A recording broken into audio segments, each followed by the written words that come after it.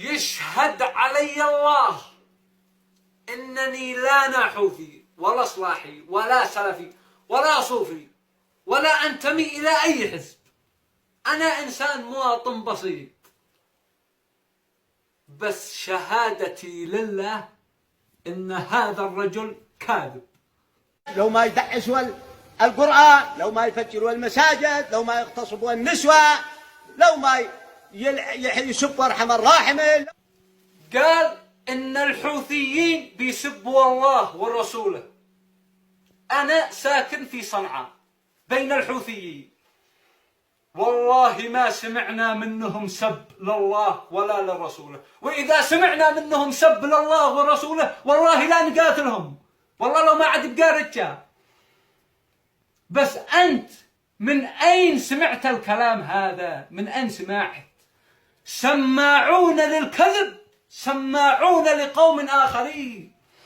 يا زعتراني، ولا يجرمنكم شنآن قوم على ألا تعدلوا، اعدلوا. اتكلم بالحق، مش انك مختلف انت والحوثيين عتوقع فاجر ومنافق. اتكلم بالحق. الحوثيين ما بيسبوش الله، ما بيسبوش الله.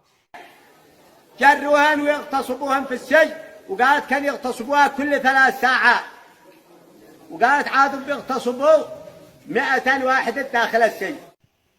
قال إن الحوثيين بيغتصبوا النسوة. كذبت.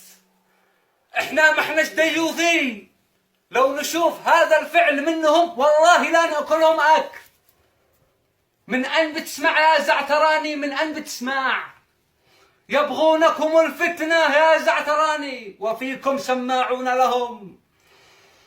إذا جاءكم فاسق بنبأ فتبينوا. قد بيقولوا ان الله سواء من الشيطان، وقد بيقولوا معهم قرآن ناطق، وقد بيلعنوا الصحابة والأمة التي تتبع الصحابة، احنا والكل والمسلمين جميعا. قال إن الحوثة بيسبوا الصحابة. صح، أغلب الحوثة بيسبوا الصحابة، بس أيش حكم الذي يسب الصحابة؟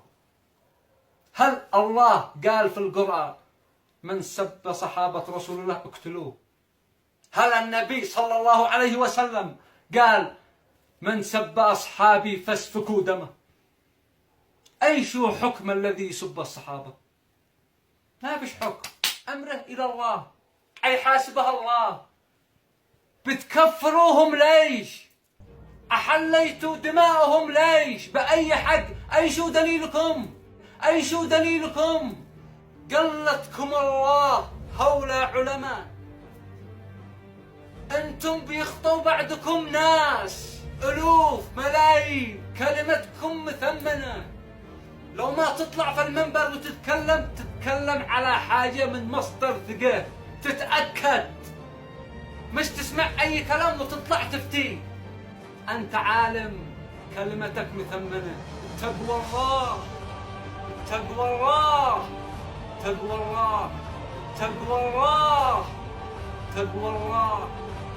ورضي الله عن أبا بكر وعمر وعثمان وعلي وعن الصحابة أجمعين وعن أم المؤمنين عائشة رضي الله عنها. وهذا هو كلام. السلام عليكم ورحمة الله. افعل اشتراك وفعل الجرس، وإذا كلامي غلط قولوا لي.